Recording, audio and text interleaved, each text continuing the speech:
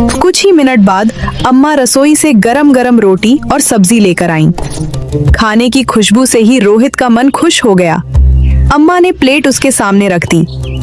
ले बेटा, खाना खा ले। ये सारी चीजें मेरे लिए हैं? हाँ बेटा, तूने मेरी मदद की है ना, इसलिए ये तेरे लिए ही है। अब रोहित खुद को रोक नहीं पाया। उसने जल्दी जल्दी खाना शुरू कर दिया। कुछ ही मिनटों में उसने पूरी प्लेट खत्म कर दी। अम्मा, इतना स्वादिष्ट खाना मैंने अपनी जिंदगी में कभी नहीं खाया। वो इसलिए क्योंकि ये मेहनत के बाद मिला है बेटा। ये बात सुनकर रोहित कुछ पल के लिए चुप हो गया। उसे अपने पिता की बातें फिर से याद आने लगी। अम्मा ने अलमारी से एक छोटा सा डिब्बा निकाला और रोहित के हाथ में दे दिया। अम्मा, ये क्या है? ये एक खास तरह का मसाला है। मसाला? रोहित ने डिब्बा खोला। उसमें से बहुत अच्छी खुशबू आ रही थी। हाँ बेटा, यदि तुम इसे अपने खाने में डालोगे तो उस खाने का स्वाद 4 गुना बढ़ जाएगा। अच्छा, ऐसा क्या? हाँ, लेकिन एक बात याद रखना, इसे हमेशा अच्छे काम के लिए ही इस्तेमाल करना। रोहित ने वह डिब्बा संभाल कर अपने बैग में रख लिया। उसके दिल में पहली बार एक नई उम्मीद जागी। उसे लगा कि शायद उसकी जिंदगी अभी भी बदल सकती है। कुछ देर बाद रोहित अम्मा को धन्यवाद कहकर वहां से निकल गया। वो वापस पहाड़ी की तरफ चल पड़ा। अगर इस मसाले से खाने का स्वाद सच में इतना अच्छा हो जाता है, तो क्यों ना मैं कुछ बेचने की कोशिश करूं? कुछ पैसे भी कमा लूंगा और जीने का साधन भी बन जाएगा। और यहीं से रोहित की जिंदगी का नया सफर शुरू होने वाला था। अम्मा के घर से लौटने के बाद रोहित के मन में एक नई उम्मीद जाग चुकी थी। अब वो पहले जैसा आलसी नहीं रहना चाहता था। उसे समझ आ चुका था कि जिंदगी में आगे बढ़ने के लिए मेहनत करना जरूरी है।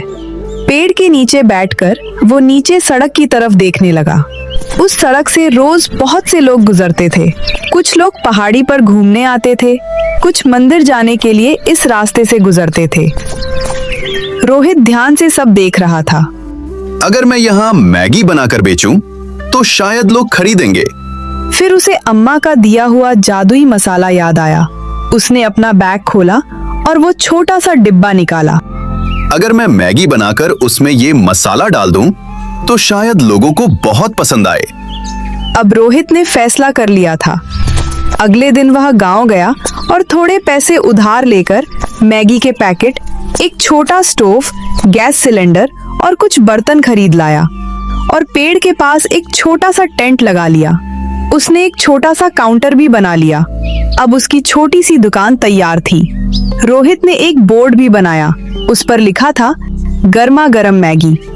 चलो, सब चीज तो तैयार हो गया। अब देखता हूँ कोई आता है या नहीं। रोहित थोड़ा घबराया हुआ था। तभी दूर से एक आदमी पहाड़ी पर चढ़ते हुए दिखाई दिया। आदमी थका हुआ लग रहा था। वह रोहित की दुकान के पास आकर रुक गया। भाई, यहाँ मैगी मिलती है क्या? हाँ भाई साहब, अभी बना के देता हूँ। रोहित ने जल्दी से स्टोव जलाया और पानी उबालने लगा। फिर उसने मैगी डाली। जब मैगी लगभग तैयार हो गई, तब उसने उसमें थोड़ा सा अम्मा वाला जादुई मसाला डाल दिया। मैगी से बहुत ही अच्छी खुशबू आने लगी। रोहित ने प्लेट में मैगी निकालकर ग्राहक को दे दी। ये लो भाई साहब, आपकी मैगी तैयार हो गई। ग्राहक ने एक निवाला लिया। अरे वाह भाई, कितनी स्वादिष्ट मैगी है। ऐसी मैगी तो मैंने जिंदगी में कभी नहीं खाई। सच में भैया?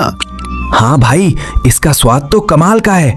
थोड़ी देर बाद वहां से गुजर रहे कुछ और लोगों ने भी यह बात सुन ली। वे भी दुकान के पास आ गए।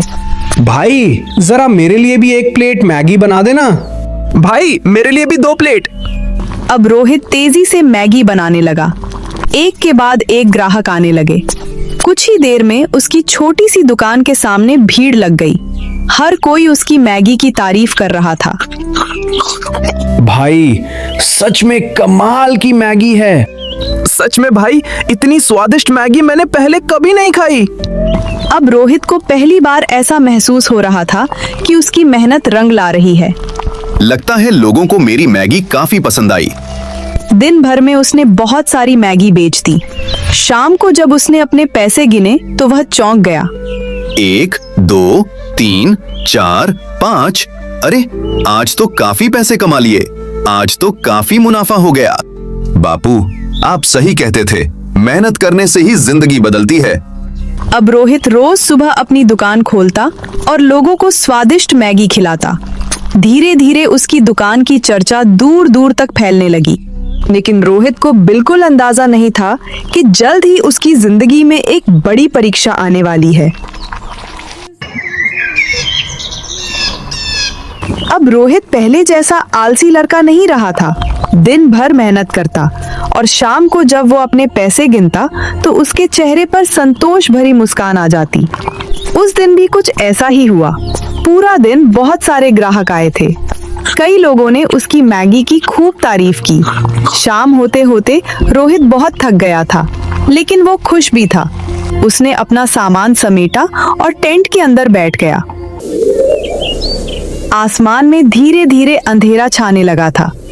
दूर कहीं बादलों की आवाज सुनाई देने लगी। काले बादल तेजी से घिरते जा रहे थे। लगता है आज मौसम खराब होने वाला है। कुछ ही देर में तेज हवा चलने लगी। पेड़ों की टहनियां जोर जोर से हिलने लगी। रोहित थोड़ा घबरा गया। उसने जल्दी जल्दी अपने बर्तन और सामान टेंट के अंदर रखने शुरू कर दिए।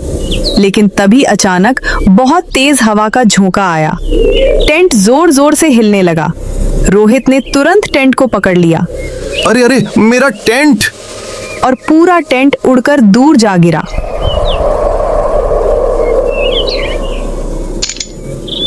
रोहित हैरान रह गया। उसकी छोटी सी दुकान पूरी तरह बिखर चुकी थी। कुछ ही पलों में तेज बारिश भी शुरू हो गई। बारिश मूसलाधार हो गई। रोहित पूरी तरह भीग चुका था। वो अपने सामान को बचाने की कोशिश कर रहा था। बारिश का पानी उसके मैगी के पैकेट, बर्तन और स्टोव पर गिर रहा था। सारा सामान भीग गया था। रोहित जमीन पर बैठ गया। हे भगवान, जब मैं आलसी था तब सब कुछ ठीक था।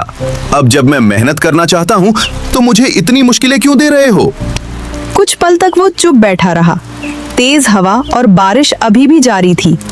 नहीं नहीं, मैं हार नहीं मानूंगा। वो उठकर खड़ा हो गया।